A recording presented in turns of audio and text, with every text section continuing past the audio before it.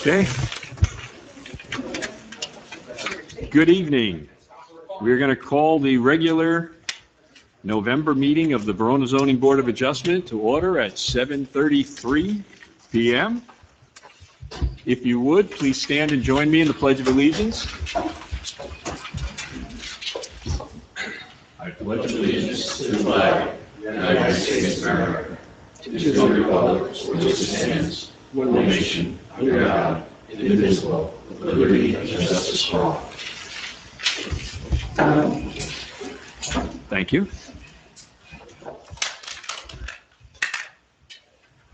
Madam Secretary, would you please read the notice of this meeting and call the roll? The notice requirements of the Open Public Meetings Act have been satisfied with respect to this meeting of the Township of Verona Board of Adjustment, which is being held in person in the ballroom of the Verona Community Center located at 880 Bloomfield Avenue, Verona. The time and date of this meeting were included in the annual meeting notice posted in the community center and sent to the official newspapers of the township, the Verona Cedar Grove Times and the Star Ledger, at least 48 hours preceding the start time of this meeting. The agenda and the instructions on how to comment will be provided at the appropriate time. All meetings are recorded. Those wishing to speak during any public comment period should only provide their name and municipality. Street addresses are not required. Please be advised that should a member of the public choose to state their street address, it will not be redacted from this recording. Tonight. Dr. Reese? Here. Mr. Tully? Here. Dr. Cortez? Here. Mr. Ryan? Mrs. Murphy Braddix? Mrs. DiBartolo? Here. Mr. Mathewson? Here. Vice Chair Weston? Here. Chair McGinley? Here. Mr. Massara? Here. Mr. Tenkate? Here. And also, second engineer is here, Mike Caggiano. Kathleen Misch, the zoning officer, is here, and Caitlin Kester, board secretary, is here. Okay. Thank you. We'll start with some general information which you may be familiar with. This board deals with the issuance of variances from the Verona zoning ordinance. That ordinance establishes specific requirements for the land area in the township and regulates not only the uses permitted, but the size of the lots, setbacks required, parking, signs, conditional uses, and numerous other such regulations. An applicant is never entitled to a variance. Applicants must meet specific criteria contained in the state municipal land use law by satisfying certain legal standards of proof. The burden is on the applicants to show that they should be granted the specific relief requested.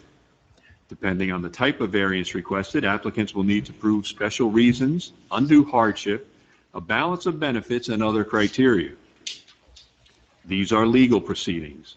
Public meeting notices have been published, neighbors have been notified, applicants and their representatives will provide sworn testimony and be subject to cross-examination. Any action this board takes at this meeting will be memorialized in a resolution document prepared by our legal counsel that will be reviewed and adopted typically at our next regular meeting. At that time, any variances granted will become effective. That said, we are a board that conducts its business in a fairly informal manner. Applicants are sworn in, tell us what they want to do with their property, and what they are asking the board to do. Board members will question witnesses, and then members of the public may question those witnesses. At the conclusion of the testimony, members of the public may make a statement regarding the application. After closing the public portion of the application, the board will deliberate and render a decision. We are now up to item E on the agenda, approval of minutes. We have received several minutes from the secretary. So let's take them in order, one at a time. The minutes from the regular meeting held on August 8th, 2024. Hopefully everybody's had an opportunity to review and read them. Look for their own name.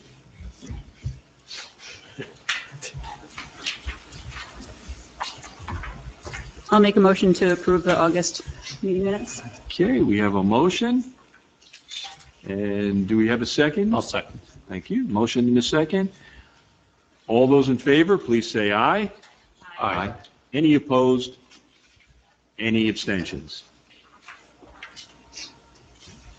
I should abstain from the August 8th minutes because I wasn't here. Okay. E2, approval of minutes from the regular meeting held on September 12th.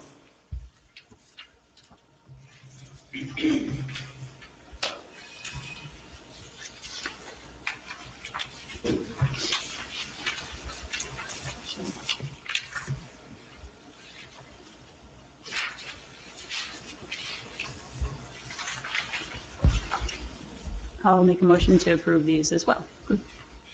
Thank you again. Second? I'll second. I'm making it easy. All those in favor, please say aye. Aye. Any opposed? Any abstentions? Approved unanimously. And approval of the minutes from the regular meeting held on October 10th.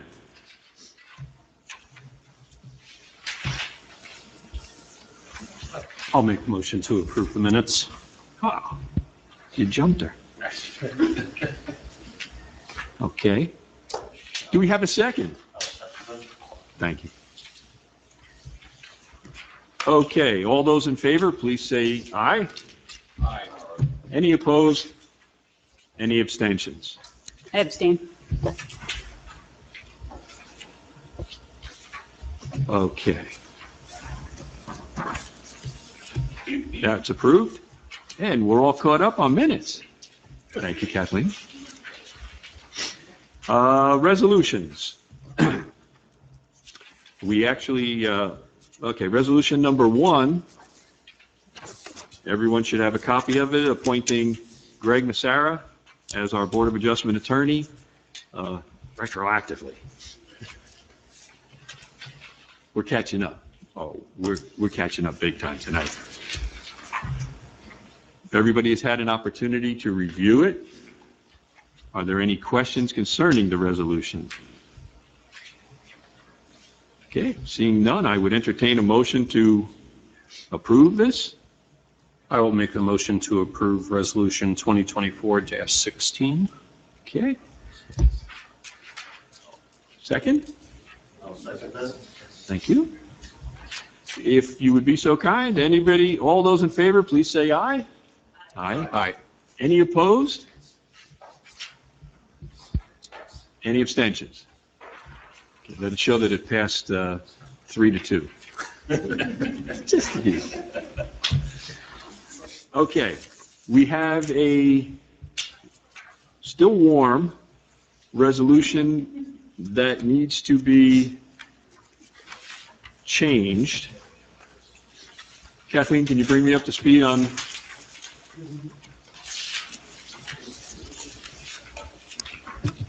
The first resolution passed for 8 Randolph.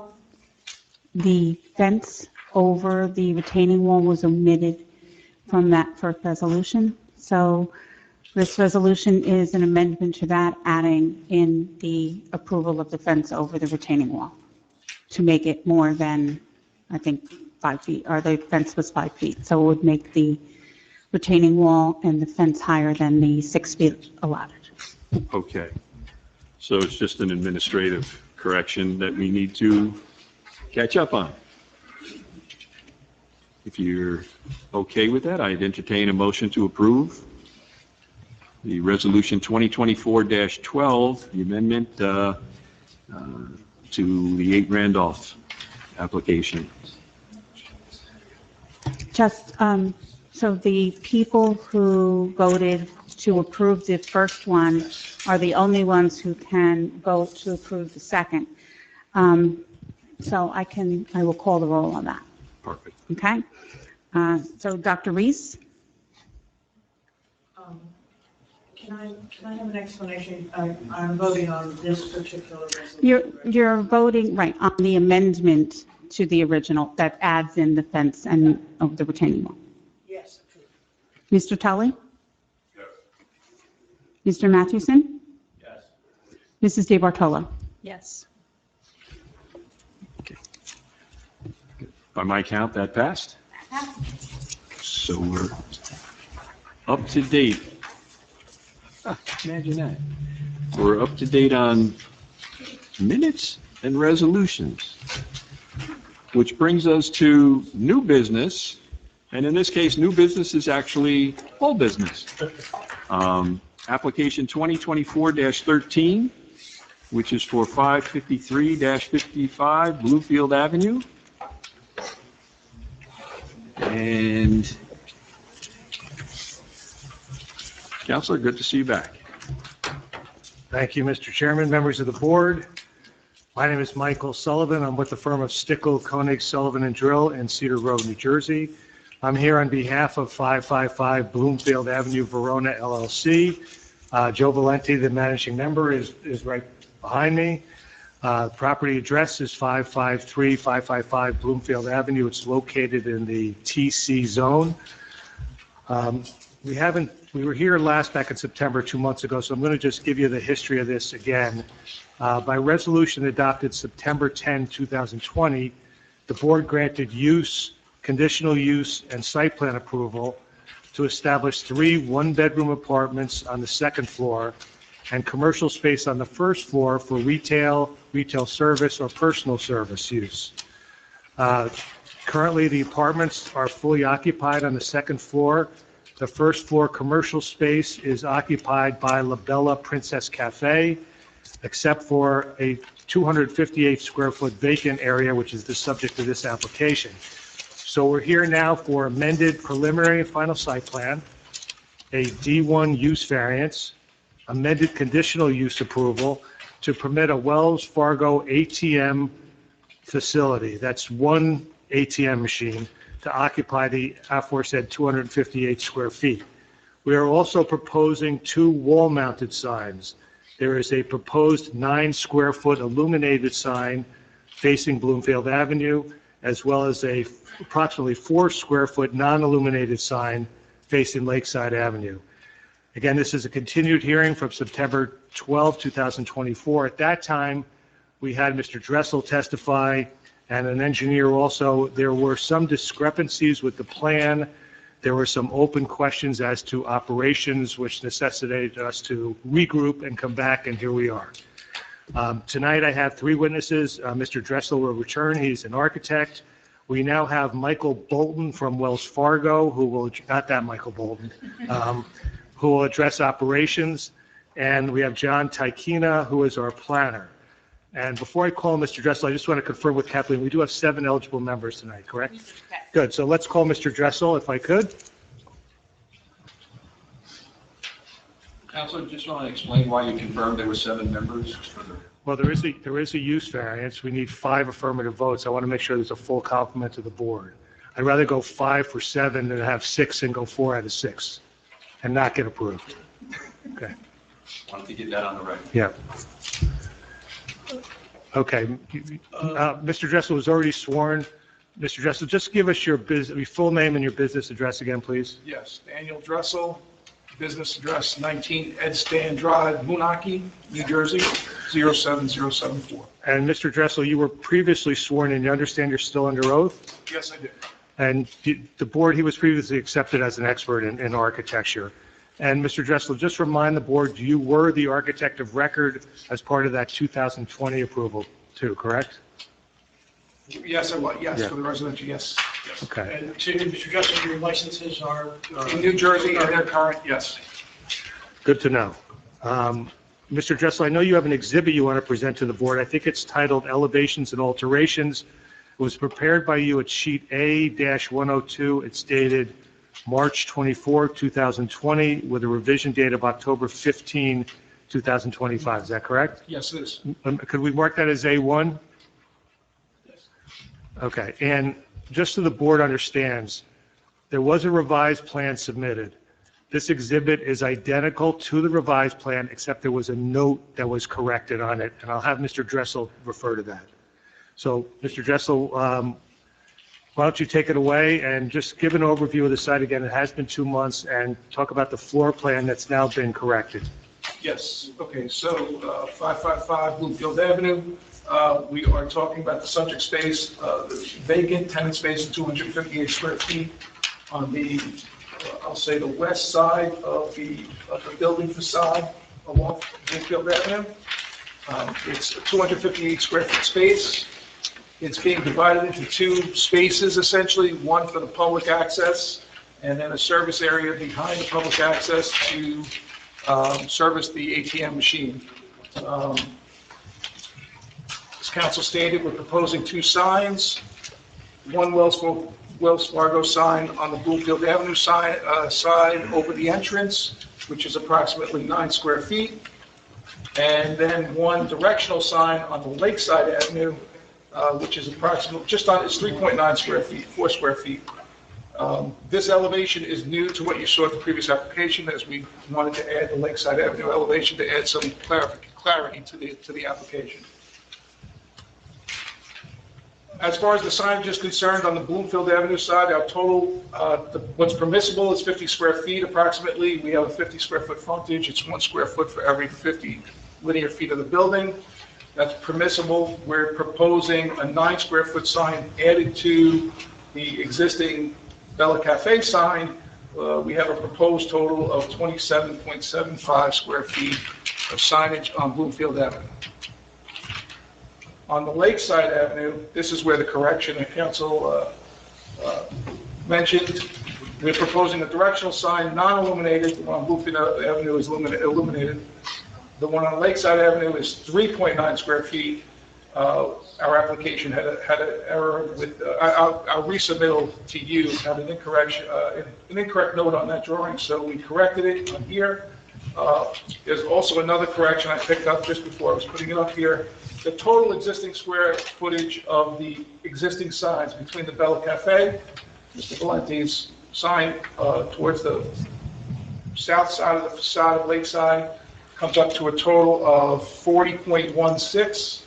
Add to that 3.9 that we're proposing with the directional signage, and the total proposed is 44.06 square feet. Similarly, on the Lakeside Avenue side, the building's about 50 linear feet long, which would give us a permissible signage area of 50 square feet. So we're at 44.06.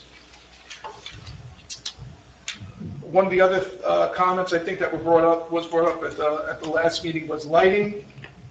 We are proposing, the requirement is 2-foot candles. I think as you approach, we're proposing 2 wall pack lights that are closer to the Wells Fargo sign, and I'll get into that in a second, but they provide us with about 3 4-foot candles along each side of the, probably extending about 10 feet to each side of the light fixture.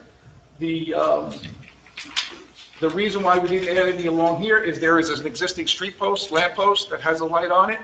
We took those readings. The reading at that point was 2-foot candles, and we noted that on the drawing as well towards the corner.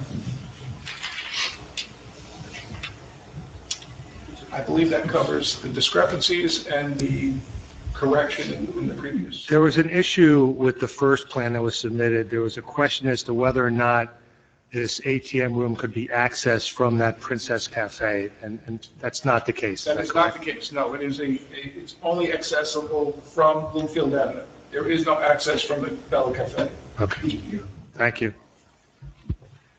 I have no further questions.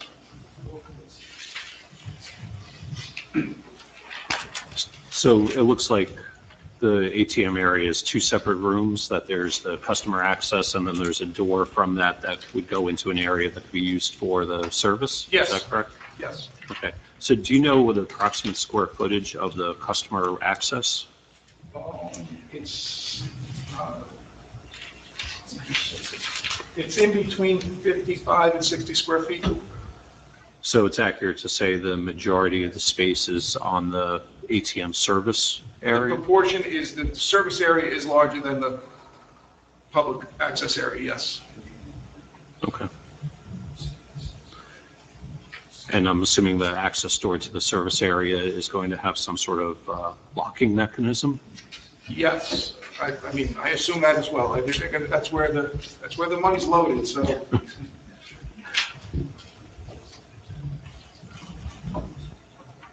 What is the treatment of the 2 windows on the service area of the ATM service side? in terms of shades or what, there isn't any now. I would imagine they would want to put some just to make it private. There's nothing proposed here on this drawing or this application, but as far as the interior fit-up is concerned, I think that would be a good idea to have some sort of shade or blind that would stop you from being able to look into the rear side of the space.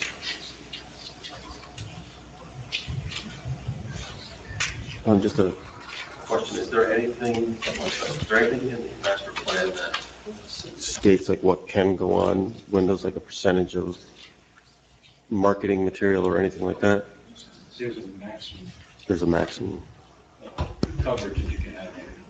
Okay, 25% so 25%, okay, so no more on than the, 25% on the window for covered advertising. on that window. Mhm.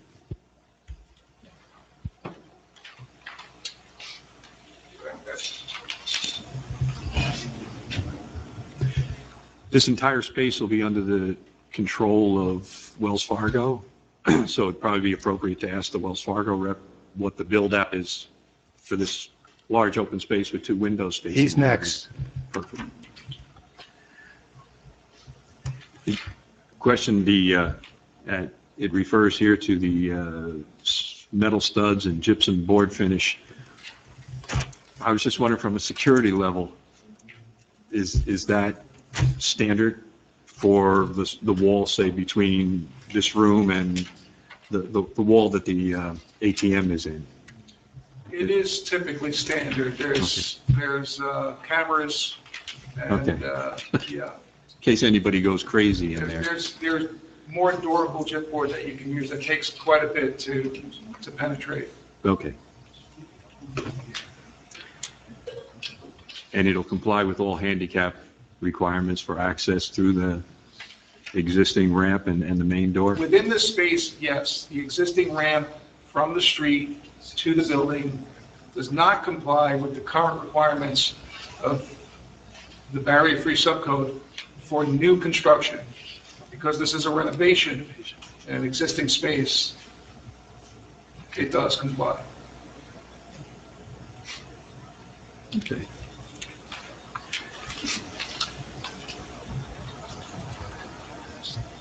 Board have any other questions for our architect? Yes, on the Lakeside Avenue, the non-illuminated side, what's the depth of that sign? The depth of this sign, I Yeah. believe it's a thin Oh, it's just metal a thin sign, metal, like a traffic directional sign, parking sign. Okay.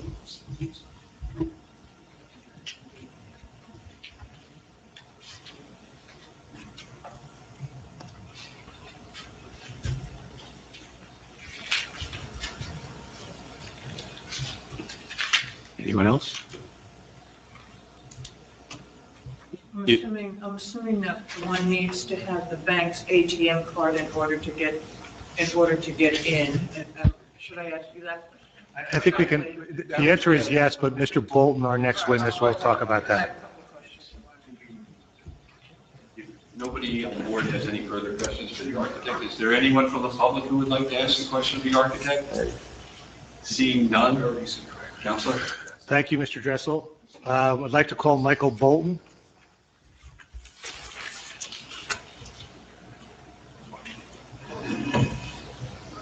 Come right here. I'll ask counsel to swear him in. Raise your right hand, please.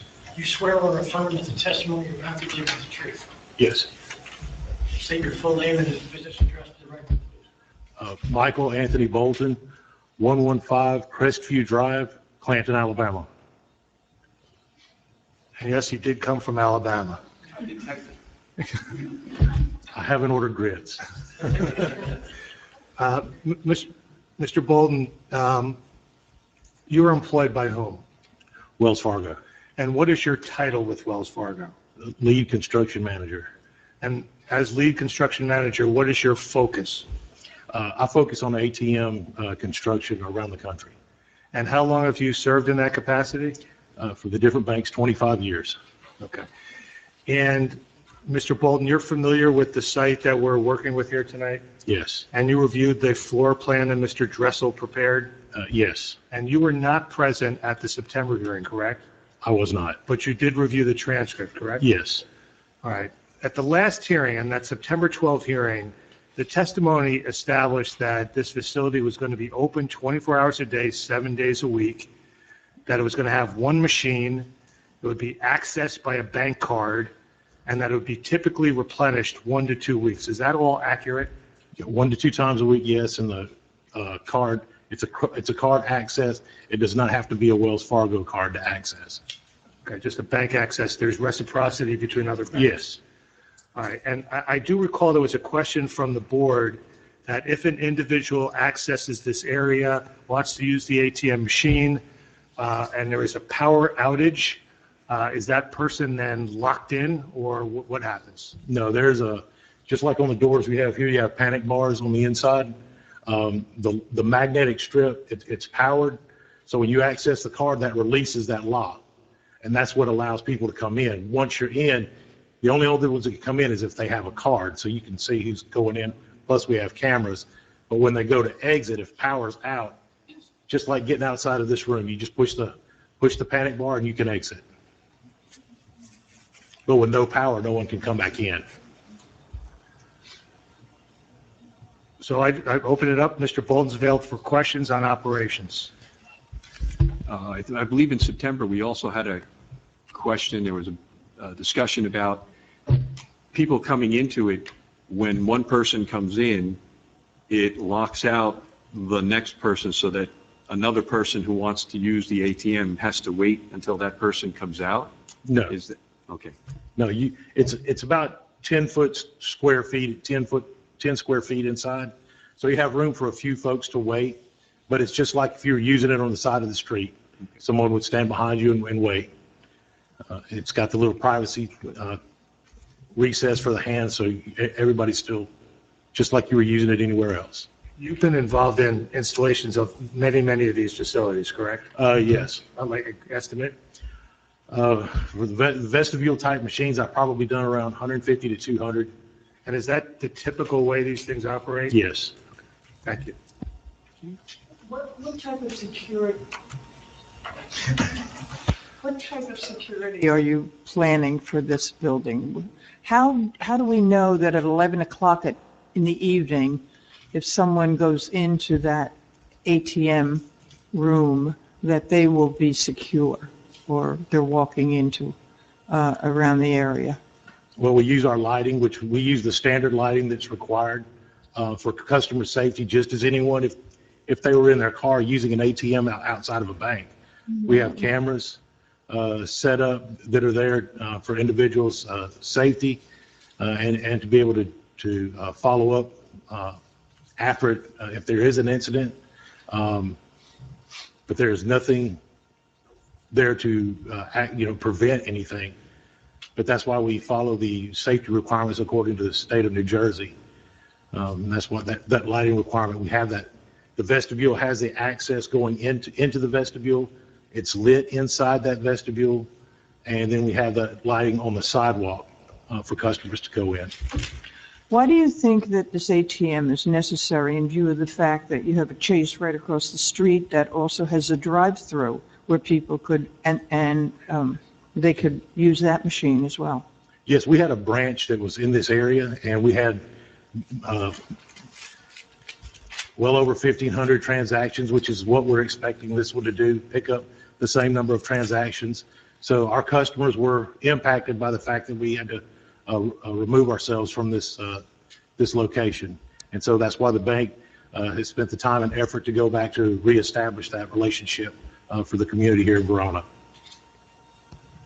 Okay, if I could just follow that up. The branch bank that closed was at 599 Bloomfield Avenue, is that correct? I believe so. And this property is 555, so it's in very close proximity. Mr. Bolton, are you aware of any security incidents that happened at the old branch? I am not.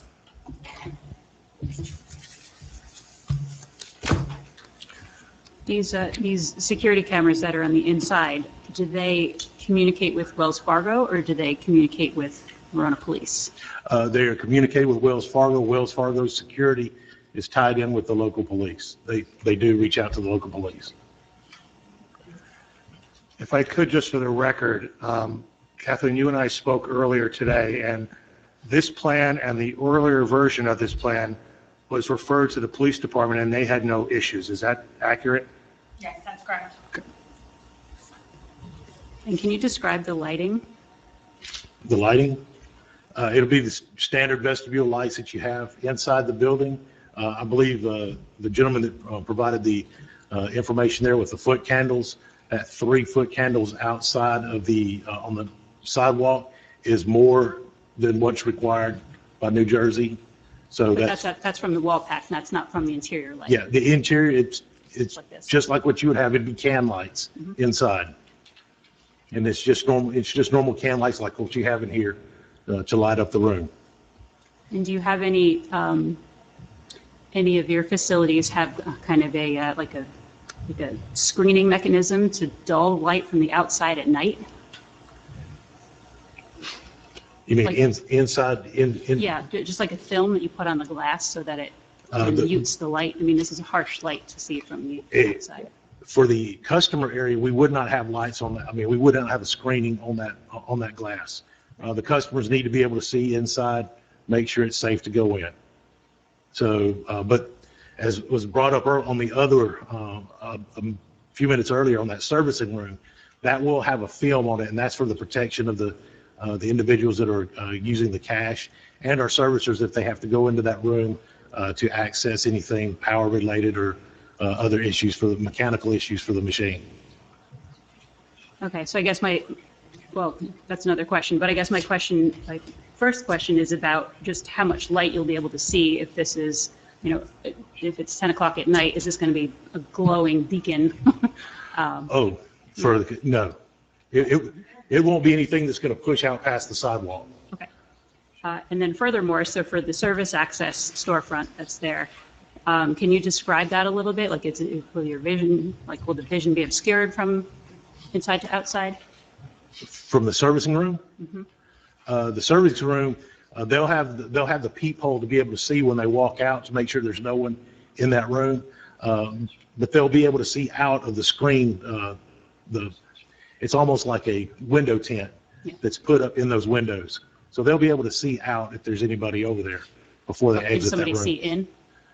They shouldn't be able to see in. I'm sorry, they should. They should not be able to see in, yeah.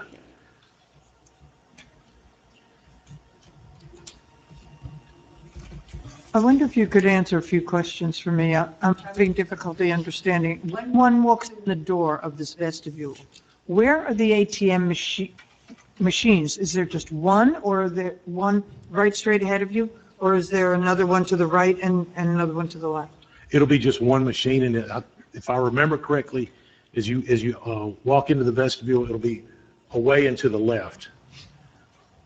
As you open the door and you walk in, I believe it's to the left. Correct? It's on the plan, right? Yeah.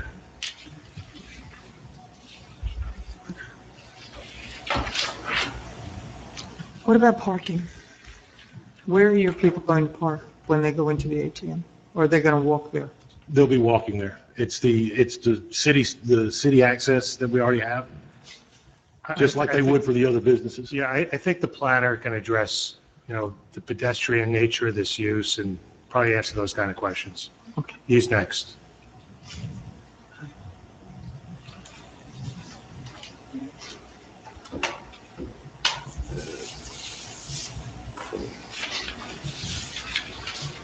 Do any of the board members have questions for the Wells Fargo representative?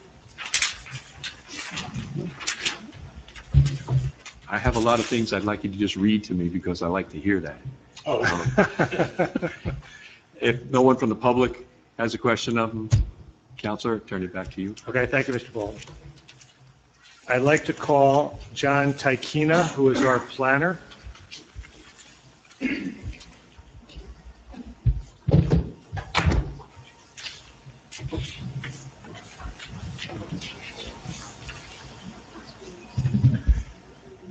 I would ask the council to swear him in. Do you swear or affirm that the testimony you're about to give is the truth? I do. And can you state your name and business address for the record, please?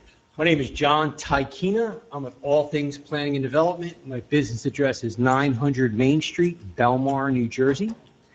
I'm a licensed planner in the state of New Jersey, have been since I completed my studies at Rutgers University in 1992. For the last 32 years, I've been providing expert testimony on behalf of applicants throughout the state and throughout the country on applications just like this, big and small. This would go on the small end of that spectrum, I would think. More than 175 boards around New Jersey. Never had the pleasure of being in Verona, but it's nice to be here.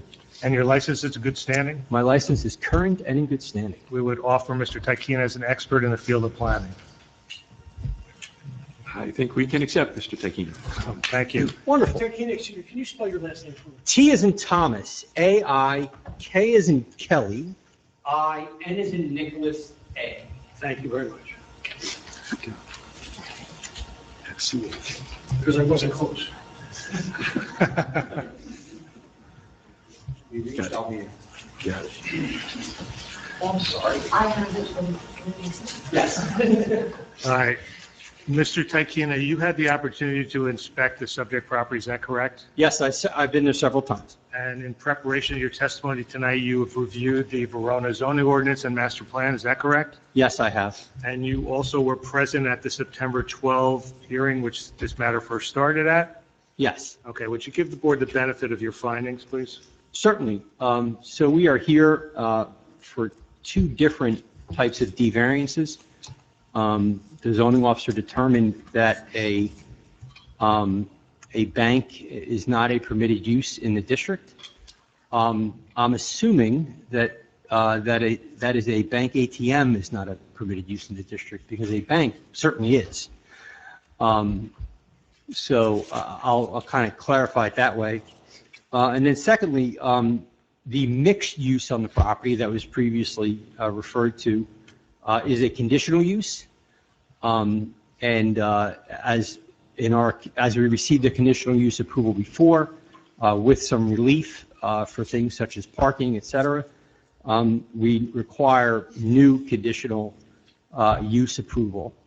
And in the instance of, I'll address the conditional use first because it's a little simpler. In terms of the conditional use, the standard there is merely that the aspect of the use that does not comply with the conditions, even though we don't comply with that condition, the use remains appropriate for the site and it can be accommodated on the site. So previously, the ground floor is approved for commercial uses, the second floor is approved for residential. There were 2 parking spaces that were approved off of Lakeside Avenue. And the balance of the parking variance was granted. Here we would just be continuing that situation, but just with an ATM use on that 258 square feet, as opposed to any of the other potentially permitted uses. As was mentioned before, this use is I would say it's unique, but it's really not. It's somewhat ubiquitous at this point, and absolutely ubiquitous in terms of individual ATMs as standalone banking facilities, whether they be standalone banking facilities that you see in a store. They're standalone banking facilities that you see along the street, where literally just a ATM is installed in a wall. You see them now, standalone banking facilities as ATMs, as drive-throughs, just in parking lots of shopping centers, et cetera. Almost like, I'm looking around you, some of you will know when I say the word photomat, that individual use in the parking lot, and that's actually being used now as a freestanding standalone use. And I actually had I own one now. I had a weird triangular piece of property where literally the only thing we could fit on it is a bank ATM. And that is what was approved in the township. So they're somewhat ubiquitous at this point. So they're not something new or novel. As Mr. Bolton said, he's done more than 150 around the country. As I say, they are somewhat ubiquitous. So as a pedestrian-related use, I think it's absolutely appropriate to be in your TC district, to be in your downtown. It's not really a destination-type use. It is something more like, okay, the kids are having a party at the Bella Princess shop next door, and let me make sure I have a couple $100 in cash so I can pay for my princess daughter, in this case granddaughter, to be able to have her party, et cetera. So that's how that ATM will be used. I expect, as we said, 1,500 transactions at the prior facility. Those customers need to be accommodated. I know for myself as a small business owner, I'm heavily dependent on my local ATM to make sure that my deposits can be made in a prompt way several times during the week. So it is certainly a service that is needed in town, and you want it to be going into your bank. So I understand that there's a Chase Bank across the street, but if I'm a Wells Fargo customer, I don't necessarily want to make my deposits into Chase. I want to make them to Wells Fargo. And changing banks is not something that we'd really like to do. So I applaud Wells Fargo getting back into the market. So as I say, in terms of the standard, we believe the site remains suitable for it, even though it has a bank ATM use. Again, it is very small. The ATM part of it is only about 60 square feet. The service part about 198 square feet. So again, a very minor thing. I like the fact that we are going to have light washing out onto the sidewalk. I actually think that's a good thing for pedestrians, that type of warm glow. As I was walking along Bloomfield Avenue this evening, past the several restaurants, the hair salons, fitness studio, having that light come out onto the sidewalk is contributory to that pedestrian environment that we do like. In terms of, and then let me address the use variance aspect of it. So we have a use that's not permitted in the zone. We need to make a few findings with you. First and foremost, the site is particularly suited to the use in question. Secondly, we need to talk about advancing the purposes of zoning, and that goes for both the D1 and the D3. And then we're going to have a negative criteria. Do we have a substantial detriment to public good? Do we have a substantial negative impact, impairment to the zone plan or master plan? And again, they carry for both uses. And then finally, we do have the aspect of the Medici criteria of, hey, why didn't the governing body zone it this way? Which is, the final hurdle for a D1 variance. So in this instance, I think the site is suitable. It's only 258 square feet. Finding a 258 square foot user is extraordinarily difficult in the commercial real estate world. I think having an ATM there is ideal. I think having one there right now is wonderful, and I wouldn't be surprised if we have an additional one coming in the future, again, just to provide for, additional, to not have anybody waiting. I wouldn't be surprised if we have an additional one, kind of fill that space in a little bit as well, so that we don't have those waits. It's on a corner. It's on a busy street. There is on-street parking right in front of the building, and it is in a part of downtown that does have pedestrian traffic and bounce. So I do believe that it will be well utilized, and it is close to the prior facility, again, providing good access for our prior customers. So I think for all those reasons, we can find that the site is particularly suited to the use in question. In terms of advancing the purposes of zoning, I'd submit to you there are two. G, to provide sufficient space in appropriate locations for a variety of residential, recreational, commercial, and industrial uses, both public and private, according to their respective environmental requirements in order to meet the needs of New Jersey citizens. And I, to promote a desirable visual environment through creative development techniques and good civic design and arrangement.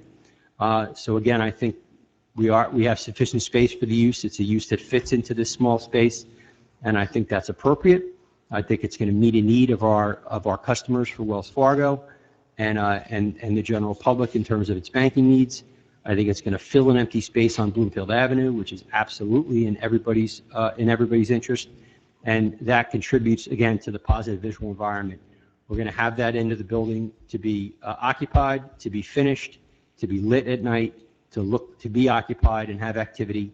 We have signage that is proposed that is fully compliant with your ordinance on both sides of the building. It is tasteful. It is not overdone, if you will. I, again, give Wells Fargo credit for that because a lot of my banking clients don't quite have that sensitivity. So I give them a lot of credit to have a little modesty there. And again, I think that this downtown location is a perfect location for the proposed ATM. I think the internal location contributes to maintaining the retail service streetscape, which is more attractive, I believe, than having a ATM that's out on the street.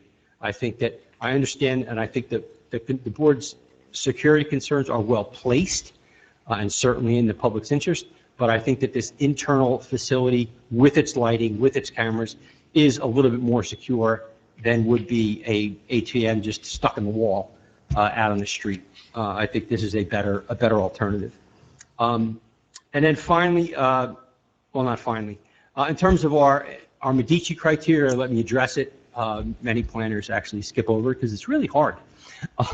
But in this one, we actually have a good story. I think they did permit it. The governing body in A3 says banks and financial institutions are permitted. I think an ATM is a perfectly logical extension of that. I think that to have them not make that distinction, I think is an oversight. It is not, I do not believe it was an error of commission where they said, we're not permitting ATMs because there are other ATMs in town. They're ubiquitous, as I say. As you said, we even have a drive-through one across the street where a drive-through bank is actually not permitted in this district. So again, I don't think we have an issue with Medici. I think the governing body has permitted them. But I respect the decision of the zoning officer to make that distinction on ATMs. Finally, in terms of negative criteria, very briefly, first prong, substantial detriment to public good. We believe there are no negative impacts to the public good or surrounding properties. This is inside the space. A compliant sign is proposed. Architectural integrity of the building is maintained. All those are good things, and I think will contribute to, again, a little more activity on that corner here on Bloomfield Avenue. Certainly no negative impacts. It's not really a destination use. It's more of a stop-by or pass-by use. The second prong, are we having an impairment of the zone plan and the master plan? Again, banks, retail service uses, personal service uses are all permitted in the TC zone. Providing a small permitted use on the site will not have any negative impact at all on the zone plan. And again, I think it strengthens the surrounding properties. The proposed development is in accordance with the Verona master plan, which goals and objectives in section at paragraph 8 seeks to encourage the renovation and rehabilitation of existing buildings and storefronts, and in the land use plan element calls for pedestrian-oriented businesses and a pedestrian-oriented district. I think this project implements those objectives and policies because the proposed uses are in furtherance of both building renovation and the walk-in pedestrian business. So for those reasons, I believe we're advancing the purposes of your master plan and your zone plan, and then we are in no way impairing them. So for those reasons, I believe the board has the ability to make the requisite findings, and I'm available for your questions. Let me just ask a question.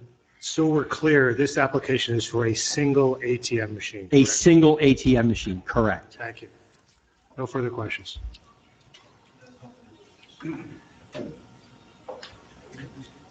Chancellor, if they wanted to Put a second one in, would they need to come back? Absolutely. I concur. Okay. And I just have a question more so from a kind of a process standpoint. Is there a reason that we are not discussing parking as it relates to this? And loading. Yeah. Is this required to have a loading zone? Required to have. Sorry, I shut myself off. Again, the prior approval provided for the ground floor uses, and I believe this is just fitting into those ground floor uses. So whatever we provided in the prior approval, we're just seeking to continue it. I don't believe this use provides any additional parking or loading requirements above and beyond what any other, it's probably less than what any other use would be. We've heard that service on it is 1 to 2 times per week. And again, I think it's going to be largely pedestrian oriented in terms of, you know, you don't necessarily go there as a destination. You'll stop off there on your way, or, you know, going somewhere else on Bloomfield Avenue or elsewhere out running your errands. I don't believe any additional parking or loading is necessary by an ATM use. Yeah, I mean, much more organized presentation here. I guess I'm just looking at, and maybe there was something else that came through. What I received here was the denial, and in the denial, there is a mention to parking calculations, whether or not, this presents additional issues as a discussion. I think the loading is a question though, because it's not like these are loaded by pedestrian personnel, and Bloomfield is by no means a non-busy street. So I guess my question is, am I not reading this document correctly here? Or? No, you are reading it correctly, and it's your prerogative, in my view. If you believe that parking is a consequence of this application, then parking is an issue. If, as the testimony was that, the testimony is that they don't believe parking will be impacted at all, that it's not a destination, people will be on Bloomfield Avenue, walking down Bloomfield Avenue. If that's the case, then parking is not an issue. But if you believe it's going to attract cars, then you're certainly entitled to ask about parking. Yeah, I guess my question is why was that not part of like a variance request or anything for that matter? They were not cited as such, but, Well, see, this is where it's a hybrid of the previous application. Okay. So it is incorporated, but again, we're not revisiting the entire first application. Gotcha. We are examining the impact that this modification has or might have on the site. And if you believe, like, let's suppose they were putting in I'm sorry? No, there's plenty of nail salons. Say a nail salon. And you believe that, okay, there's going to be 10 people per hour and you're going to need to be parking, then parking would be an issue and would definitely be part of this application. Again, not rehearing the initial, but it is exacerbating a non-conforming use. and let's understand also that as part of that 2020 approval, this 258 square feet was approved for retail service, or personal service use. So I think this is all encompassed in that. And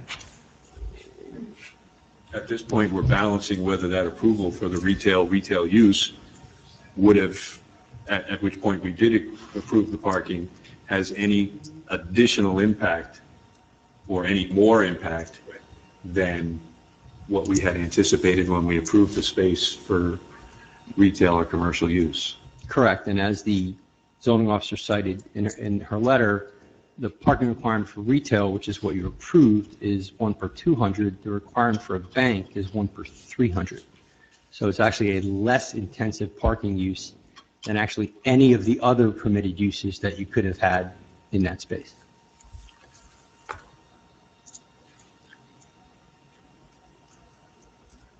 And can you describe the loading, the 1 to 2 times a week? I mean, is it a van? Is it a truck? Is it where they're going to park? And I mean, this is like the hub of the town. And to shut that down is really challenging. No, it's typically a small van, a small van. It's an armored van, but typically a small van. It's not a tractor trailer coming in with cash. It's typically a small van that would fit in a regular parking space. No extra width, no extra length. So there's really no space to pull over, around the corner or closer to the corner itself. And if there are several cars that are parked there, which is often the case, you might have to park quite a bit away with a boatload of money and walk to that. I would expect, given banking security requirements, that's not going to be the case. They're going to wait until they can park as close as possible and then make their transfer. They're going to follow their safety protocols. And again, I've done 50 bank applications in the last 25 years, and they all have very, very specific safety protocols they need to follow. And I'm more than happy to bring Mr. Bolton up here and grab me and say, he'll tell me if I'm wrong, but I'm very confident that they're going to follow their safety protocols, most importantly.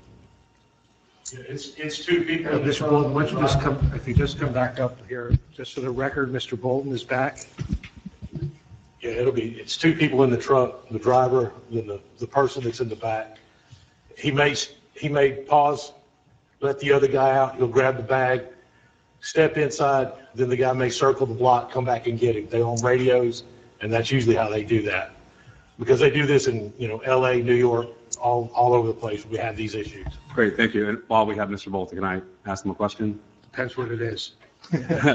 Besides about his accent football teams or college football teams, that is. Yeah, we already had an argument over that, so. Yeah, well, I'll just fight here on that one. In your past experiences, how often do you see, whether it be, other locations or not, dedicated spaces, short-term parking spaces for locations like this to minimize kind of come and go, folks? I mean, these are very short-term use locations. Do you typically see dedicated spots for places like this, ATM use only spaces? Not really, not for these vestibule sites when you in your downtown areas. But typically at a branch, you would see ATM use only spots? Not at branches, we don't. Usually when we go into like an empty, say for example, a grocery store shopping center, we have a walk-up ATM. Mm-hmm. We'll take up 3 spaces, one for the machine, and an additional space for that, and then for the ADA access, and that's usually what we have. Because it's pretty much in and out. For an exterior walk-up, that's what you're going there for that location. Okay. But the vestibule locations, we're on the city sidewalk, city access. We don't usually have to add that. Okay, thank you. Actually, I have another question for Mr. Bolton as well, or anybody who can answer it. I kind of alluded to this last time in terms of how frequent do you install ATMs anymore? I mean, everybody's got, you can deposit things on your phone now. I've got 300 projects in my queue right now, working around the country, and they're. I mean, what's the trajectory? I mean, is there an increase in demand, or is there a decrease? It has not slowed down. It really hasn't. I know for Wells Fargo, if we relocate, moving a particular branch to another area, when they leave a location or leave a general area, they try to leave 1 to 2 ATMs behind in that area, move them to another one, or you consolidate for whatever reason. I mean, this is just the standard banking practices taking place with all the big banks. When they shut one down, or like your city starts to expand in a different area, they want to get something in that new area where folks are trying to go to or expand. So they may not necessarily need all the other, that they can use ATM in return. So there is a lot of ATM expansion still going on with us. Can we let Mr. Bolton sit down? I go to my seat. Okay, we have no further witnesses. Okay. Do we have any further questions of the planner? For the record, is there anyone from the public who would like to ask a question of the planner? I do. Just one last question. Maybe I'm not hearing this correctly, but the 2 parking spaces on Lakeside, are they dedicated to this ATM? No, yes? No. They're parked for the building. Okay. So, did you contemplate possibly a problem of double parking to run into the ATM, or had you ever thought of that being an issue? It typically is not. As I said, most of the people that use these vestibule walk-up ATMs, they're also using the downtown.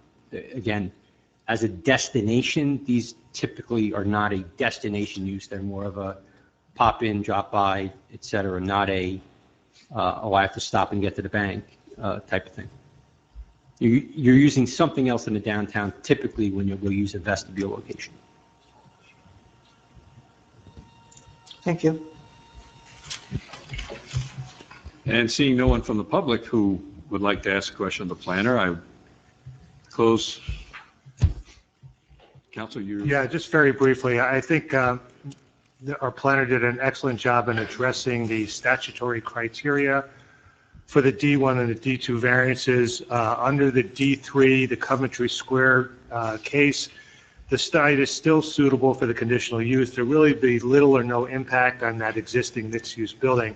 I think it's important that he noted that It was originally approved, that 258 square foot area for retail service or personal service, and this bank use actually has less of a parking demand. So it's encompassed in that original approval. With respect to the D1 use, banks are permitted. This was deemed not to be a bank, but it seemed to me to be semantics, but special reasons were proven. This advances the purposes of the municipal land use law. It's not inconsistent with the master plan. This ATM is really a low-intensity use. It's pedestrian-oriented. It'll provide a needed service to the Wells Fargo customers in light of the closing of that branch at 599 Bloomfield Avenue. It's important that we note that the police department was contacted twice with respect to this application, had no issues. These things are all over the place. There's a demand for them. I want to thank the board for taking the time for this application. We ask that you act favorably on it. Thank you. Okay, I will close the public portion of the meeting and open up board deliberation. Anyone who has a sense of the direction they'd like to take on this? I'm a little bit torn, in part because of the layout, actually, believe it or not. If this thing were oriented like 90 degrees so that there's actually visible action behind that storefront, I'd be totally fine with it. But given that, like this, again, this is the heart of the town and it's going to have this blank slate on it, I think that that's a little bit of a missed opportunity. And that's really my only major qualm. The other minor thing is that I actually think, just based on the photographs, that there's a little bit of a horizontal component right above where the storefront is that this sign is going to straddle. And to me, that looks like it's poor planning if that's the case. Maybe that sign can be reoriented a little bit or redistributed somehow. If you look at this photograph here, there's this horizontal. Could be my eyes might be deceiving me, but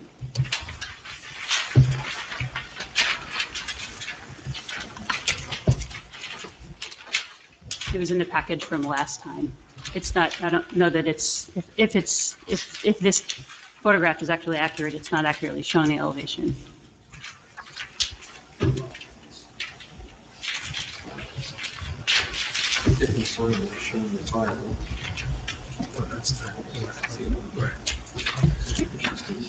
I just want to make sure we're looking at the correct plan, okay? The revised plan shows that sign, you're talking about the Bloomfield Avenue facing sign? Correct. Just I want to make sure we're looking at the right plan because that was revised. That plan says Wells Fargo ATM on it. Correct. It's 9 square foot. It's roughly square? Yeah. Okay. And the only thing I would say to the board is, the use is one thing to focus on. The site plan, the amended site plan details like the location of the sign or, that can be reoriented if the board deems necessary. It's really separate. I don't want the application to fall because of the location of the sign.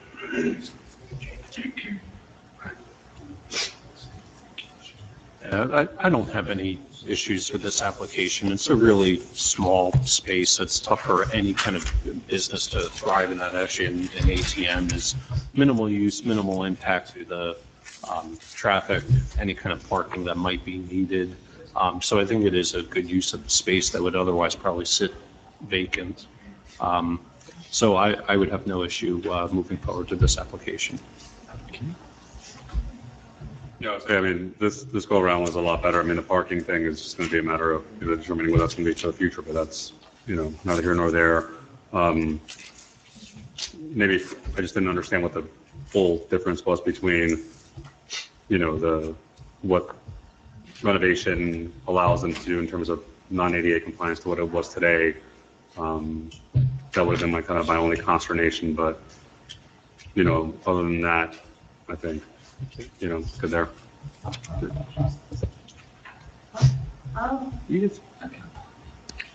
I'll be honest and say that I'm concerned about safety issues at 1 and 2 o'clock in the morning or 11, even 11 o'clock at night.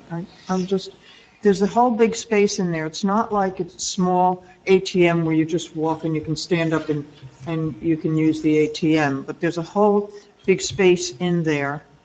Maybe I've seen too many of these in New York City, I'm not sure. And I think you get what I'm saying. And the other issue that I really do is Bloomfield Avenue is such a busy, busy street. And it's so hard to find parking, and I just wonder if this is going to add to the parking issue on Bloomfield Avenue. If someone would like to address those concerns, I would be happy to listen. Well, I think we indicated, if I might, that this was approved for a use with a greater parking demand. Okay, so I'm having trouble struggling with how this would fall on a parking demand argument. I mean, it was approved, the whole first floor was approved for retail service, or personal service use. It's already approved for that. So if there's some way we could fit in, and granted, this is a difficult area to lease when it's this small, but if there was some small retail use, in essence, under the ordinance, the parking demand is greater. So we have a lesser parking demand than what was previously approved.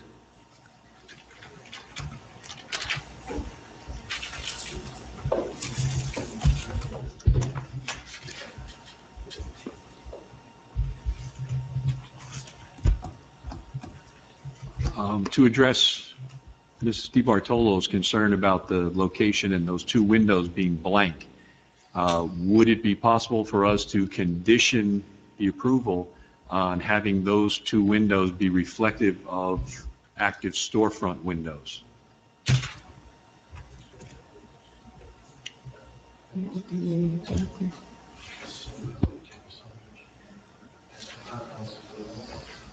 Hold that thought. Okay. In the meantime, anybody else? Paul, Mike? What exactly are you asking? I mean, because if we could have graphics added, you know, that other individuals do that, but is that going to count against our signage? Because I believe it's Lakeside, even though that's not a lit sign, that says people are coming up to that area, they'll know, hey, there's a machine in this area. I think what we're looking at is you've got two big window storefronts, and rather than have them be blank spaces, so to speak, if you're walking by, something in there that indicates active business, even if it's a facade. Or we could remove. I was thinking if they could be like window boxes for like community posters, what's happening on the green, on the square, or in the park. I don't know if that's possible. Yeah, that's an easy fix, because we've done that before in some of our other locations. We just remove the glass and replace it with like it's not a mullion. It's basically like a metal panel, some kind of a break metal panel. It'll just be a solid panel there instead of the glass. And it would look like a storefront. We could use it to match what other colors that we have of the building. Is the goal to prohibit somebody from looking in? Is that the goal? Not necessarily prohibit somebody from looking in, but to have somebody looking in just see that it's not a dead space. Vacant, right? So is there some way to work the glass that would accomplish that? There's got to be. You could turn the floor plan 90 degrees. Yeah, I mean, instead of it being going back, take it to where you walk in and you go to the side. You have the ATM on that side, and then you have the servicing door on the back end, and just relocate Your service door there. Yeah. Would you come in and go this way? Our ATM would be here. Yeah. Huh? We could do that. And then these would all be just storefront windows, It if would you be- want to be able to see them. Right, it would be a narrower path to the machine. But Right. we would have to. Still have to be 4 feet. We'd I have to think keep it at that- least the 5 feet Right. for the Right. handicap access. I think that would be very acceptable to the board. We could make that change. Okay, just for the record, Mr. Bolton, can you describe, I know you just said it, but can you describe what changes will be made to the best of your ability right now Yeah, it would just be the layout, instead of, when you walk in, the access door would be to the left, and then the vestibule would be along the glass front, instead of just the two windows going back, it'll be all four windows going to the side, and it'd be parallel with the sidewalk. Okay. And it's your testimony that as a condition of this application, that will be done? Yeah, we can make those changes. Okay. Perfect. And I just want to make sure, Mr. Dressel, you're okay with that?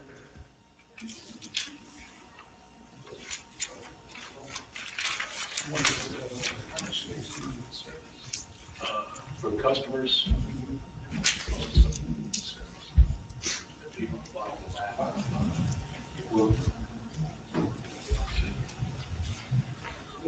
My concern is just making sure that we maintain the barrier-free requirements on the interior once we fully survey. So if I gave you this corner, It's gonna have to, we have to bring it over here. well, that's not changing. He wants it to, this can't change. Once we start, yes, I can't change it. Because this is where they're wanting to access. This is No, where- I understand, but we can still come in through this, bear with us, you can still come through this door. What they're suggesting, everybody in this way. Do we need 5 minutes? Can we take 5 minutes to just look at this? Okay. Not a problem. Mr. Okay, thank you. In the meantime, does the board have any other, would this be the last hurdle?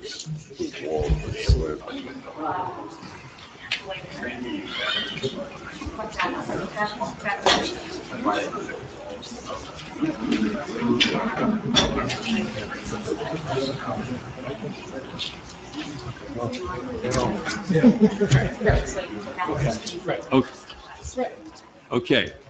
All right. Mr. Counselor? Bolin, Mr. Bolin, just articulate, if you could, how we can reorient the space in an attempt to meet the board's concern. We're gonna reorient that whole space, have our security access door, on that wall where just adjacent to where the ATM was. That'll be our access. We'll take that wall all the way to the back, alcove an area for the machine to be in there, and it'll just be a longer corridor area. It's gonna be at least 5 to 6 feet wide, for customers to use it inside there. And then we'll have the full access of the windows, the glasses available for folks to see, the public will be able to see inside that room. And then our servicers will be behind it. We'll have those areas behind If it. If that's satisfactory, what we would ask, in the event the board does approve the application, we would submit a revised floor plan. Perhaps the board engineer could approve that rather than having to come back to the board. We'd greatly appreciate that if the board does act favorably. Okay. That works. That works for us. Okay, we're back on deliberation. That's what I wanted to, is there anyone else who has a position that they feel needs to be presented? How do we feel about it? Are we ready to make a motion on what is now the amended design?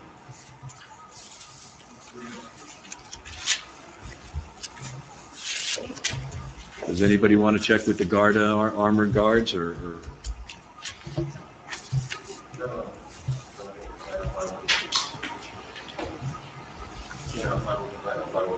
Good. I'm not really concerned about the parking being, remember when this was my first plan I was on the board of reviewing this one. That was my first question, and they're like, well, you don't have that parking requirement because where its location is in town, so right off the bat, you know, from the back. Sort of. Okay. Then, based on that discussion, would someone entertain making a motion? I'll make a motion to approve application 2024-13. Okay, do we have a second?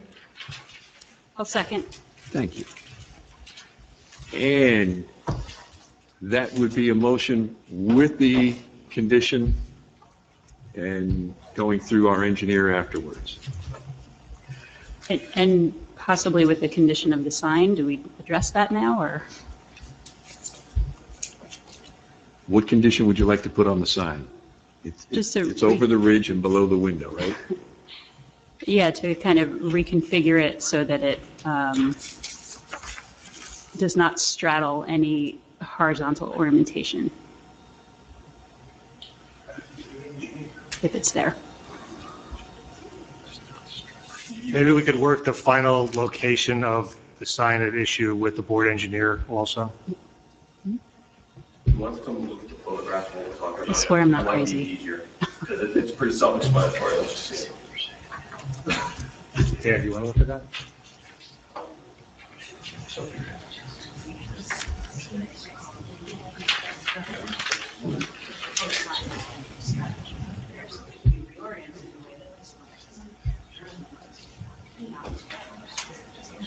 Okay, I'll find out what the dimensions are.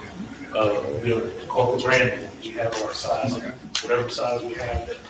It's this high, it's going to be this for a font, so we'll find a size. Which sign are we talking about? Lakeside or Bloomfield? Bloomfield Avenue, okay. There's that little ledge that runs across on the bottom. And we're talking about just moving the sign? Being above that ledge. Yeah. So it's similar, because it looks like it's over the top of that and over the top of the other. So, Dan, you're talking about possibly having to slightly relocate that wall-mounted sign? It'll probably have to be resized. Yeah, can I see your photo? Just proportions.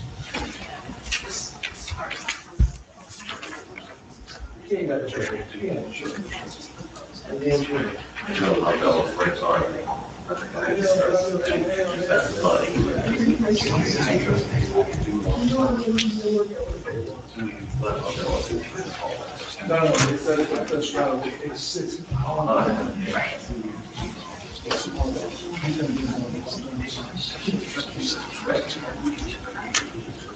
so it's just going to be longer flat. Longer flat, yeah. So we can adjust, get a signage fitter to adjust that.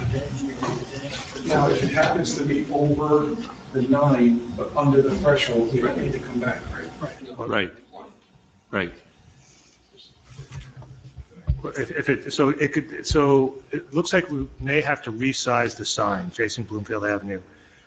There is a restriction on the aggregate amount of signage allowed on that.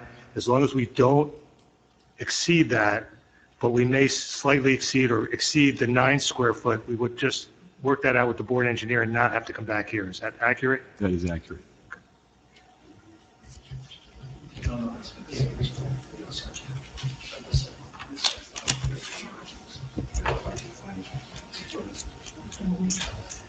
Mr. Sullivan, but not to exceed, The overall 50 square 50 feet. is the ordinance. yeah, I mean, I hear you, but that's, I don't know where. Well, we don't know because, we don't know. We have to go back and see what the signs that were available to the package. I mean, is that worth doing or do we just leave the sign there? well, I think we could put some kind of, this is just me advising the board, like, we can't say, you can't come in with 50 feet. I Well, mean, what's because the maximum that we could increase it based upon the ordinance? We have 20, we have 23. We have 20, we have 18.75 on that side, so we have 19 over on that side, roughly. So you're theoretically allowed 31. So we're proposing a 9 square foot sign. In theory, we could come in with a 31 square foot sign. Well, I don't think we want anything approaching that size. Yeah, give us the size they want, that's all.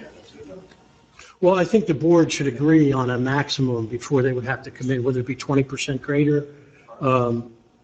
That's just my recommendation, Mr. Chairman. I mean, that, Well, not to exceed, let's say 15. 15 square feet. Is that reasonable? We can live with that. Yeah. Do we have any other conditions that we'd like to toss into this? Okay, so we have a motion, and I believe a second, that includes the 2 conditions for the complete reworking of the layout and the signage. Bet you're glad you came. Don't worry, I get Mr. Macera in a couple of weeks. So if we could have a roll call vote on that? Dr. Reese? Mr. Tully? Dr. Cortez? Yes. Mrs. DeBartolo? Yes. Mr. Mathewson? Yes. Vice Chair Weston? Yes. Chair McGinley? Yes. Okay, thank you very much. By my count, the motion passed, and we're glad we don't have to have you back again. Thank you.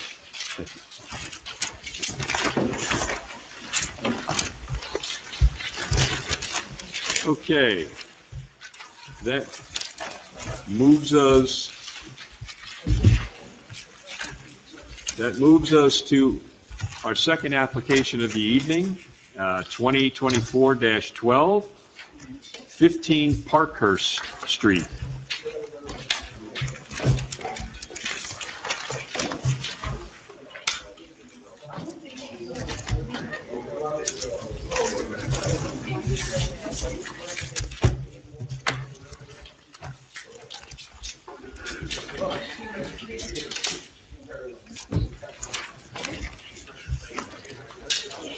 Thank you.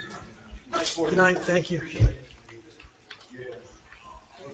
This went much more smoothly tonight. Yeah, they had the room.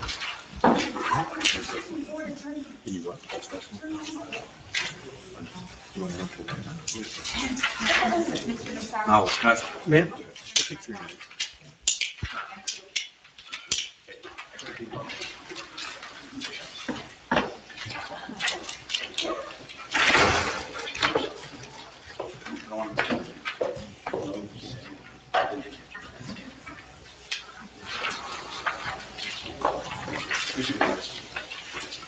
You have to press the button.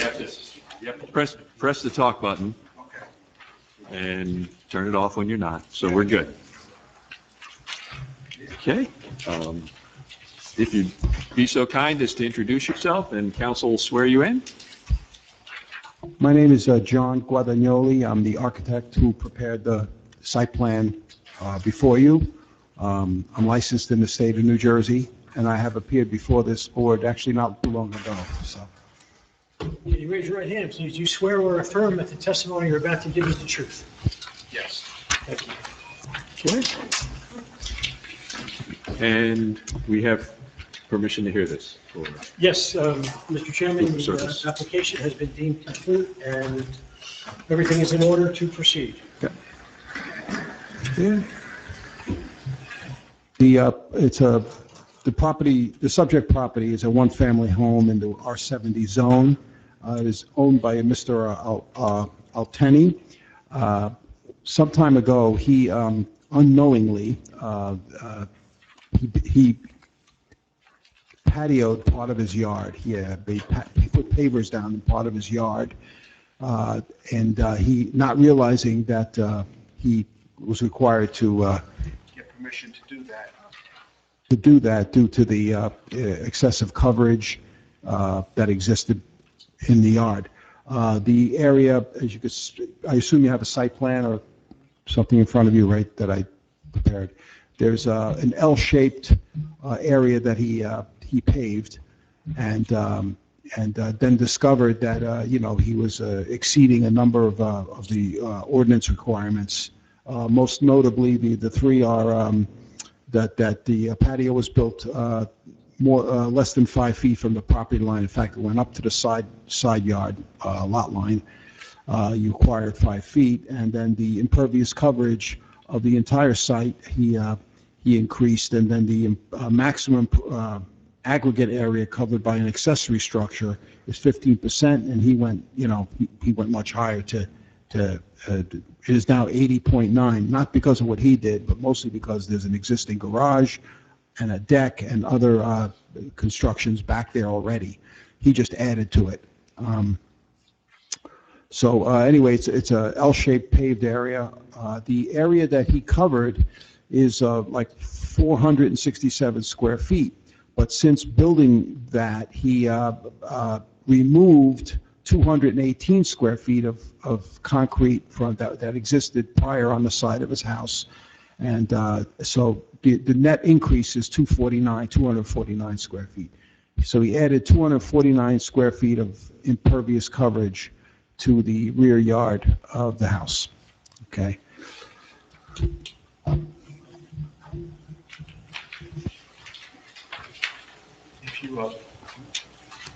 If you look at the plan, you'll see precisely where that happens. It's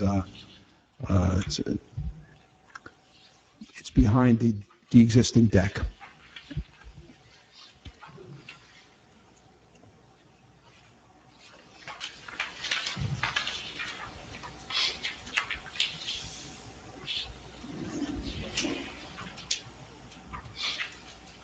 Can you describe the kind of slope of the property, which way, if it leans one way or another, front, back, left, right?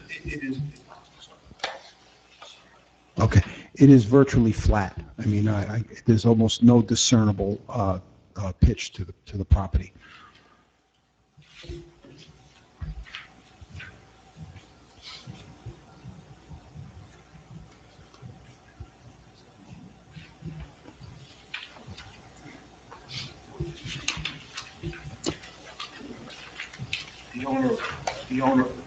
Sorry.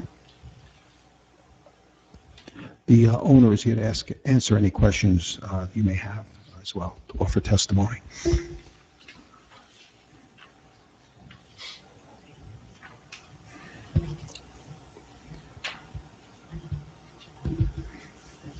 So this work has already been done, I think. Yeah, sorry, this thing, it's. You want to try the other one?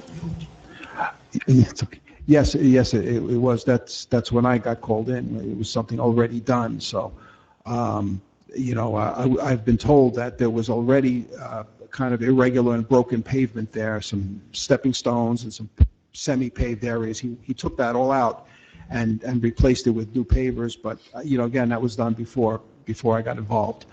And so has that existing concrete already been removed?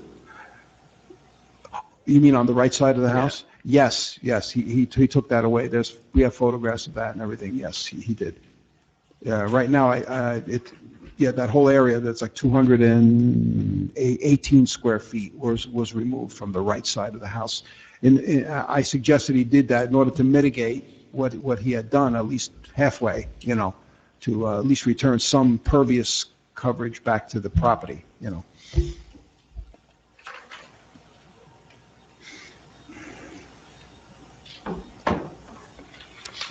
What exactly is the patio used for, if anything? Well, it's a backyard patio. I don't, I don't know if there's tables and chairs. I think you'd have to ask Mr. Alteni, but Yeah, because it's very narrow, and it's, programmatically, it's like, well, what's this for? What's the point? Why not just grass that over? Yeah, that's a question for the owner. I think it was, more like what was there was all broken and ugly, and so he just ripped up what was there and put new, not knowing that this would trigger such a problem. It was done innocently. Certainly, if he had known, it would have been different. But what we're trying to do tonight is preserve his efforts a little bit and see if we can come to some understanding with drainage, better drainage or something, to not rip this up. The backyard is already small. I mean, and most of it's covered, as you can see, by garage and deck, and what's already there. And so, it's an unfortunate situation. So, fortunately, it's something that nobody can see. I mean, as far as neighbors, it's invisible to the neighbors. I mean, it's just it's a little private area back there, but, still.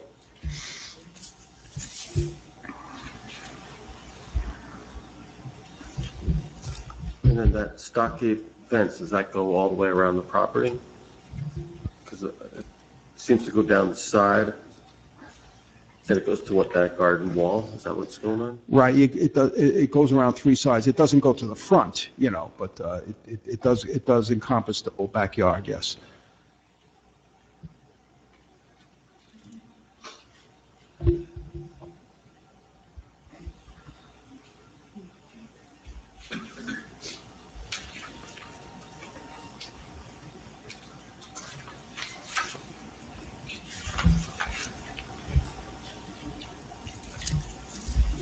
Chairman, I'm going to ask a question. In the percentages on the zoning table of impervious coverage and rear yard coverage, do they reflect the current conditions with the 218 square feet removed? Yeah, yes, they do, yes. Yeah. Well, hang on, let me, You see where it says areas, where new paved areas and, yeah, so yes, it assumes that it's removed, yes.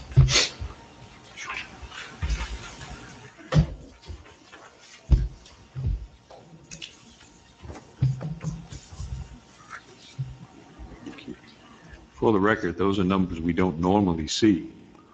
nor I, yes. Yeah. I believe you are probably trying to hang the argument on the fact that this lot is almost 2,400 square feet undersized for this particular zone. Right, it's an undersized lot, and the house happens to be situated more toward the rear, leaving us very little backyard. So the whole thing about backyard coverage becomes all the more apparent and pronounced because of that. So, you know, if the house was further forward, there'd be more rear yard and so forth. So in that regard, it's a bit of a hardship on his part. The other thing is there's a very large garage there, which, you know, is part of the house already. So, you know, and so his effort to mitigate it was at least somewhat noble to try to give something back, and realizing he had made a serious mistake. And if you know, drainage is a problem, if you know, perhaps we could you know, make sure that there's no problem with water, some sort of a seepage tank or something to mitigate. That's really the only serious potential problem. Other than that, I have asked the owner, and he could testify, there's been no problems with flooding, neighbors. What essentially happens is the water, when it rains, the water goes under the deck that is unpaved, and it's all gravel under there, and the water just drinks into the ground there. So there is no flooding or water or stormwater problem. This is just simply you know, a coverage issue, you know. Where to the leaders from the house and the garage? The leaders from the garage, he piped them to go underneath the deck where there is gravel. So he basically uses that as a dry well, you know. As far as the house, the leaders just go to the surface runoff, and most of it runs to the street. But it's surface runoff, you know. It's very flat, though. I mean, you know, because I asked him, does water flood the backyard? He said, never, never. And no neighbors complained. There's not been any problem with that. It's just, you know, it's a flat site, and you built too much on the backyard. That's it.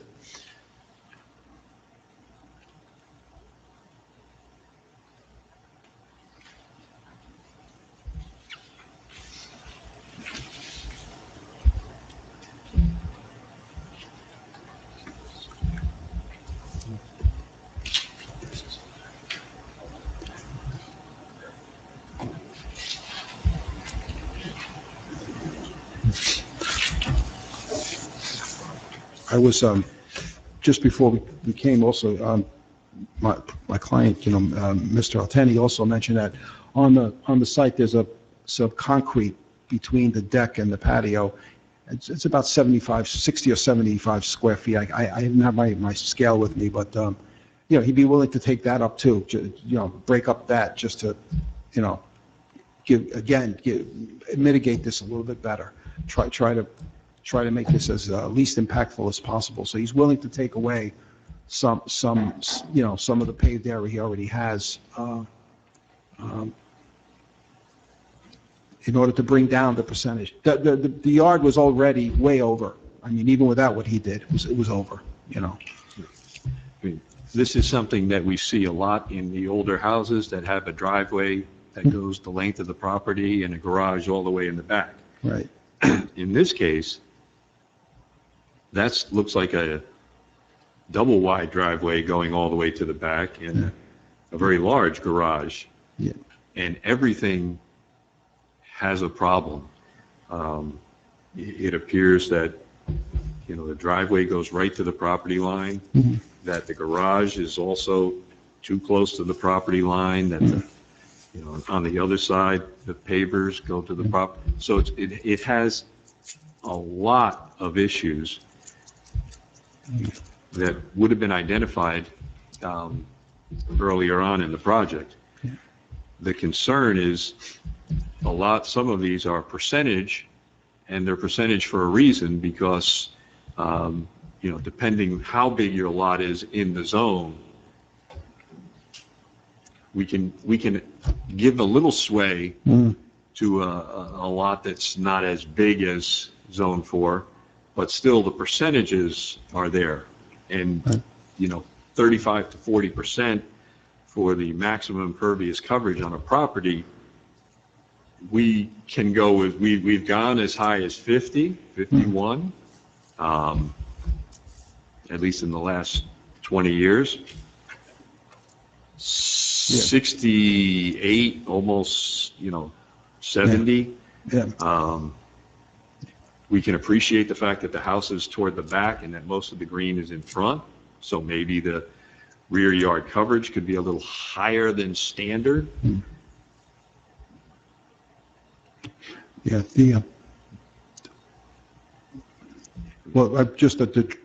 he's only lived there 3 years, so the garage and driveway were already there. He didn't do that, he's only been in the house 3 years.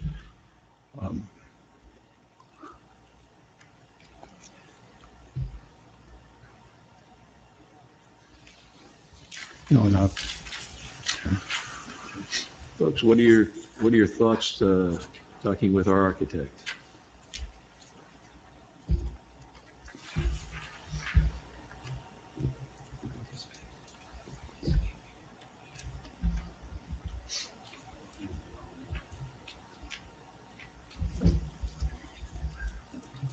I mean, my thought, it's very hard to, without a grading plan, to make a good assessment on this, even though visually it might look flat.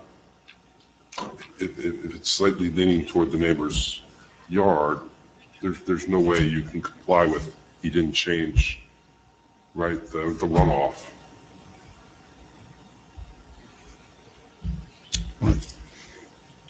Well, if this is a water management issue, then we could deal with that, but I can't do anything about the physical coverage, but I can mitigate the effects of that coverage,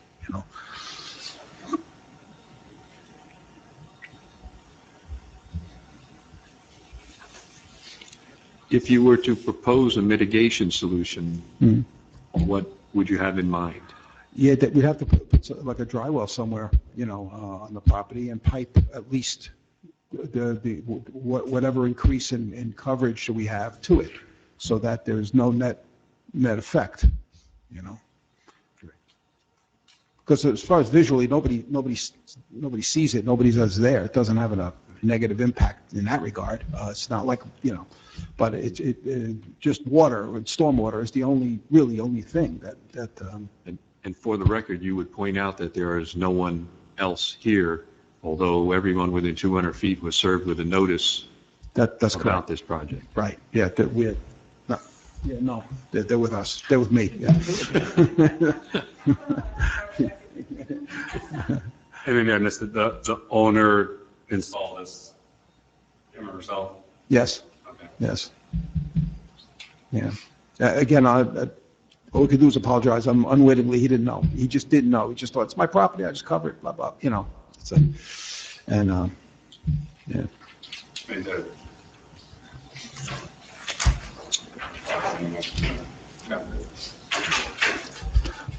Pete, would a dry well be an acceptable solution for mitigating the net, I guess, square footage? It would be a mitigation. It would be an overall mitigation, but you're really not going to capture any of the runoff from the patio. The only thing you can do is capture roof leaders from the garage. It's not, again, without seeing it with a grading plan, it's ideally you'd have it along that property, and you'd have like a 3 or 5 foot strip of grass to catch any runoff from the patios. And that would be, acceptable, because then you're not going, runoff wouldn't go straight from the patio to the neighbors. It would be absorbing an area's grass strip there. But in reality, a seepage pit would only, you could make it effective to reduce the runoff overall on the site, but it wouldn't capture anything on the patio. Would be difficult unless you put a French drain in or something, or a grate in, surface grate. I suspect that by the time, you hire an engineer to do that and then execute all that stuff, it's probably cheaper to rip it up than, if we decide that. Could a trench drain be put in along one side, and so that if anything does run toward the neighbor, it's captured there and then piped to a, a well? The point is to keep the water off the neighbor's left yard, right? Right. And that's really the main, you don't want to. I think you want to keep you definitely want to legally keep the water off the neighbor's yard. And as a homeowner, you probably don't want to direct the flow at the house. Sounds reasonable. So putting underneath the deck is probably not a long-term solution to the water issues. I mean, just looking at the greater neighborhood, you have the affordable housing complex going in, and presumably that was engineered properly, right? Remains to be seen a little bit, but you're also, so the property is downgrade of that. And then the ones that face Depot Street, those are also very unique lots in that they have all of those driveways that go all the way to the back there. And then, this immediate neighborhood is just very densely populated. And in general, I'm guessing has a pretty high impervious coverage, just as a whole neighborhood. So I'm completely sympathetic, but I'm really struggling with this on a big scale.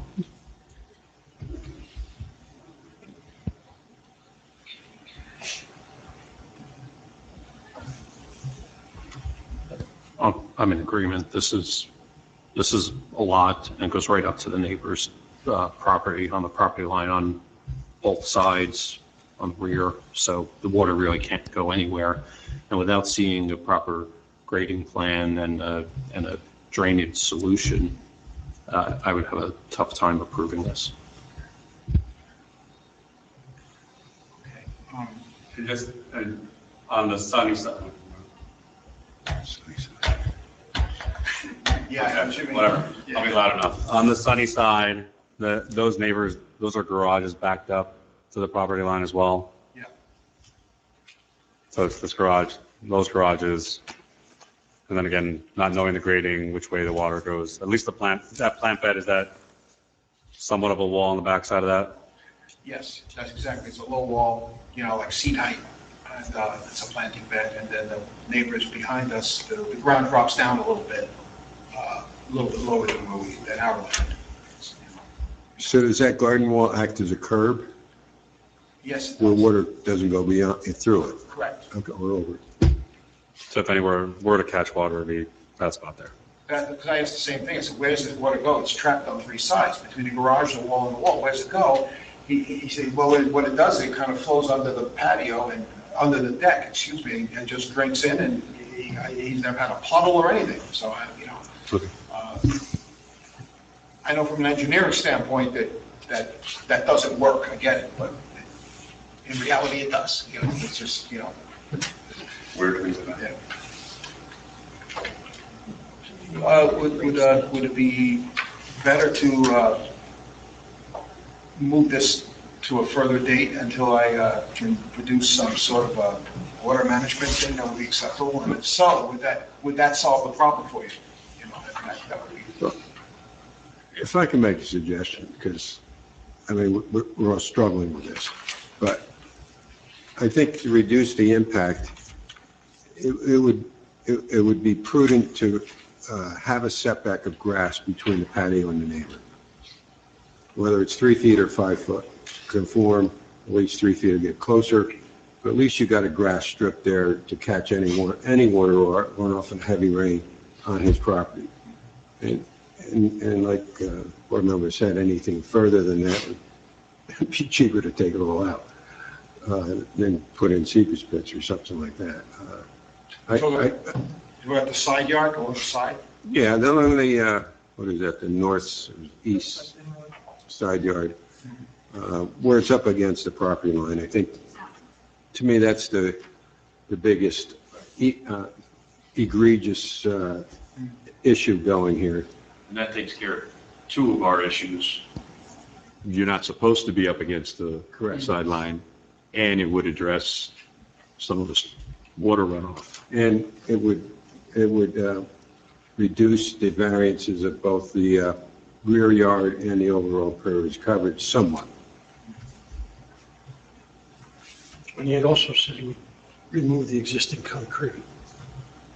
Which they did already, yeah. No, I thought that was on the side. Oh, that existing, oh, by the stairs. there's more existing concrete, correct? Yeah, by the stairs, roof stairs. Where I wrote existing concrete right there. Yeah, my client already said he'd be happy to take that out. And, yeah, so you're saying, so could provide a grass strip along the property line? Yes, that's my suggestion. Relocate those to there.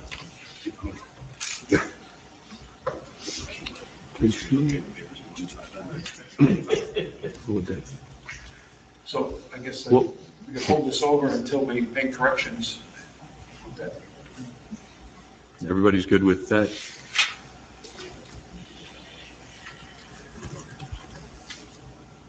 Kathleen, what time frame are we looking at for bringing them back? January or February. In January, I think we might even have three, so we're probably looking more at February. February. The longer the better for you. How do you want to say it, but yeah. Yeah. So we Not that can, it'll be used in the patio in the winter. but be looking at it for ways to minimize. Okay, then we will, if you give us all the blessings to waive all the time restraints, we will. Mr. Chairman, if I might, I just want to make sure there is no guarantee, I did not hear a guarantee that this board was going to approve. The board will consider the modifications, but it's at the applicant's risk, of course. Sure, I understand that, yeah. February 13th. Okay, so we will postpone or continue this application at our meeting on February 13th, which should be at 7:30 in this room. Now, I should introduce modified drawings that indicate what we intend to do. Yes, please, in advance if possible. Certainly. Thank you. Thank you. Thank you, appreciate it. Good evening. Okay, folks, there we go. One is there any need to go to executive session this evening? Hearing none. Is there, since we're going to be back next week, But we got to do something. Just stay. We got to do Can I just add one thing, Mr. Chair? excuse me? Can I just add one thing to what we're talking about here? Certainly. In your review packets, we added this time departmental review spreadsheet that tells you each department and if they responded, if we didn't get one, or if something is attached to make it a little more helpful as far as who did or did not respond. That's perfect. That's all we need. We don't need to see their chicken scratch.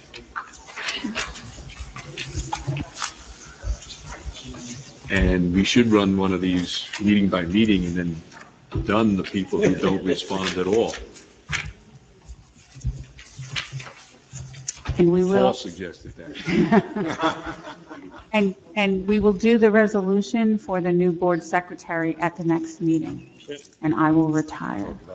Yeah. Okay, Kathleen, the schedule you had given us last time for our next upcoming, we've got 4 on the agenda for next week. We have 4 because one that was supposed to be heard tonight 110 Linden, which is a similar application to what we just heard, did not do their notice correctly, so we had to move them to next week. No, not next month, next week. And so we will be hearing 4. Okay. And 110 Linden is And you- very similar. Yeah. And you have your packets for next week.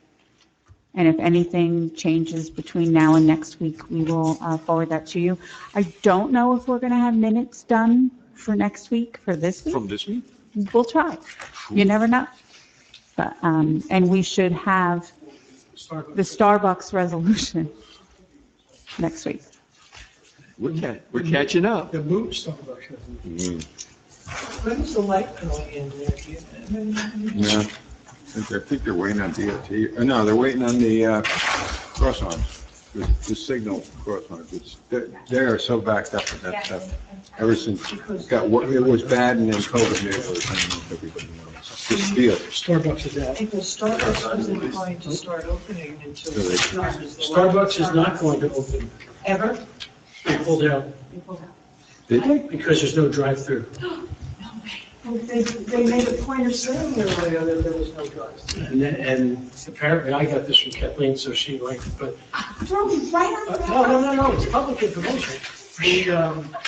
Their new CEO said they're not opening any new restaurants, whatever, without drive-throughs.